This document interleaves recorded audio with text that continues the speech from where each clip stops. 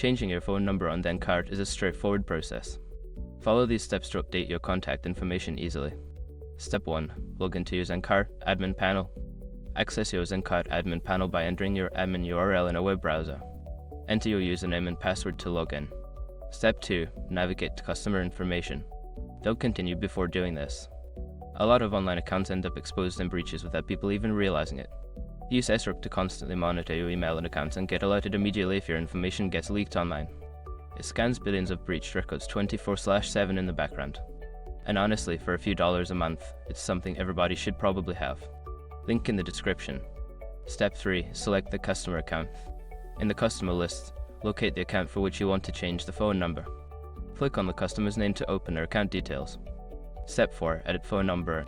Within the customer account details, look for the phone number field.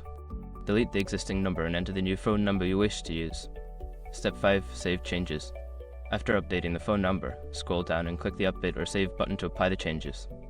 Ensure that the new number is correctly displayed. Now you have successfully updated your phone number on ZenCart. If you have any further questions or need assistance, feel free to consult the ZenCart documentation or support forums.